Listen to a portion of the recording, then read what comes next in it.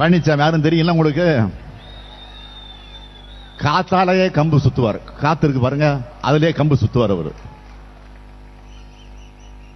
நடக்கிறது நாடாளுமன்ற தேர்தல். 10 ஆண்டுகளாக மக்களுடைய விரோத கொள்கைகளால நாட்டை படுகொலில் தள்ளியது ஒன்றிய பாஜக அரசு. மண்புழு மாதிரி ஊர்ந்து பதவிக்கு வந்து பதவி சுகத்துக்காக பச்சோந்தியாக மாறி பாஜகவுக்கு பார்ட்னரா இருந்து தமிழ்நாட்டு உரிமைகளை அடகு வச்ச பழனிசாமி கூட்டணியிலிருந்து வந்துட்டோன்னு கபட நாடகம் நடத்துகிறார். நான் கேட்கிறேன், எங்கேயாவது பாஜகவையோ மோடியையோ விமர்சிச்சு ஒரு வார்த்தை பேசுறாரா? பிரதமர் பற்றி மட்டும் இல்ல, ஆளுநர் பத்தி கூட பேசுறது இல்ல. இதை நாம கேட்டா உடனே இப்ப என்ன சொல்றா தெரியுமா?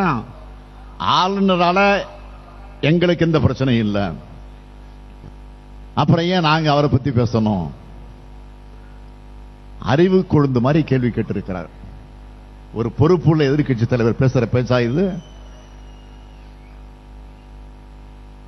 ஆளுநரால இந்த தனிப்பட்ட ஸ்டாலினுக்கோ திமுகவுக்கோ எந்த பிரச்சனையும் கிடையாது.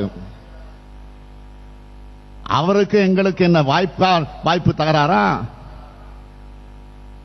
பாகப்பிரிவினை தகராறா? பங்காளி தகராறா? சொத்து பிரச்சனையா? தமிழ்நாட்டு மக்களுக்கு நன்மை செய்வதை தடுக்கிறார். தமிழ்நாடு சட்டமன்றம் நிறைவேற்றி அனுப்புற சட்டங்களுக்கும் சட்ட முன்னோடிகளுக்கும் அனுமதி அளிக்க மறுக்கிறார். இதுதான் எங்களுக்கும் அவருக்குமான பிரச்சனை.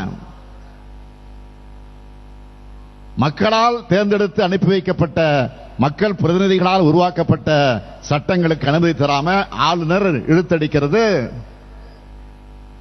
தமிழ்நாடு சட்டமன்றத்தை இழிவுபடுத்துறதுக்கு சமம் இல்லையா? முதலமைச்சரான எனக்கு எப்படி கோபம் வருதோ அதே கோபம் எதிர்க்கட்சி தலைவருக்கு இருக்கிற பழனிசாமிக்கு வர வேண்டாமா?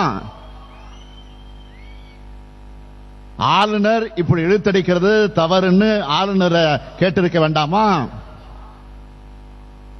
அப்படி கேட்க மறுக்கிறார்னா ஒண்ணு ஆளுநரை பார்த்து பயப்படுறாருன்னு அர்த்தம், இல்ல பழனிசாமிக்கு சொரணை இல்லைன்னு அர்த்தம்.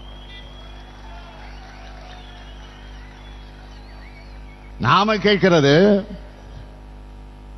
பழனிசாமி அவர்களே, ஆளுநருக்கு உங்களுக்கு பிரச்சனை இருந்தா மட்டும் வீரமா அவரை எதிர்த்து பேசிடுவீங்களா? செய்திகளை உடனுக்குடனும் துல்லியமாகவும் தெரிந்து கொள்ள சப்ஸ்கிரைப் பண்ணுங்க.